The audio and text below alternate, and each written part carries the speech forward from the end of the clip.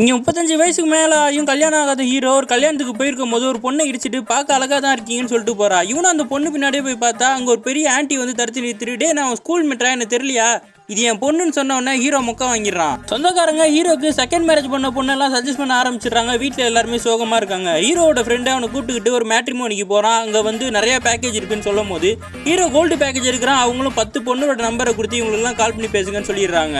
ஹீரோவும் அந்த 10 நம்பருக்கும் கால் பண்ணி பார்க்குறான். எல்லாம் கல்யாணம் ஆன பொண்ணுங்க, பக்கத்து வீட்டு பொண்ணுங்களாம் ஃபோன் எடுத்துக்கிட்டு இருக்கு. ஹீரோக்கு என்ன பண்ணுறதுனே தெரியல. செம்ம டென்ஷன் ஆகி இந்த மேட்ரிமோனிக்கே வந்து ஏன் இந்த மாதிரி பண்ணீங்கன்னு கேட்டா, சாரி சார் அவங்க யாருமே என்கிட்ட அப்டேட் பண்ண மாட்டாங்கன்னு சொல்லிடுறாங்க.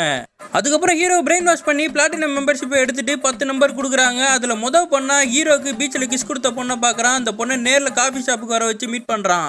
ஹீரோவும் அந்த பொண்ணுகிட்ட உங்களை எனக்கு பிடிச்சிருக்கு கல்யாணம் பண்ணிக்கலாமான்னு கேட்டால் அந்த பொண்ணு சொல்லிடுறா, உங்களை மாதிரியே எனக்கு 10 நம்பர் கொடுத்துருக்காங்க, நீங்கள் மொதல் ஆள், மிச்சம் 9 பேரை நான் பார்க்கணும், இந்த கல்யாணம்லாம் செட் ஆகாதுன்னு சொல்லிட்டு போயிடுறா.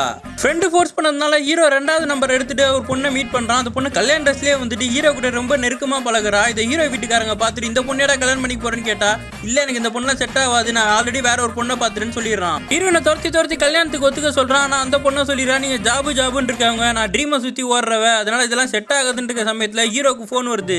என்னன்னா அவங்க அம்மாவுக்கு உடம்பு முடியாம இருக்கு. அவங்க அம்மா சொல்றாங்க, நான் சாவறதுக்குள்ள எப்படியாவது உங்க கல்யாணத்தை பார்க்கணும்டான்னும் போது இவ பின்னாடி சுத்தினா வேலைக்கு ஆகாதுன்னு ஹீரோ முடிவெடுக்கிறான்.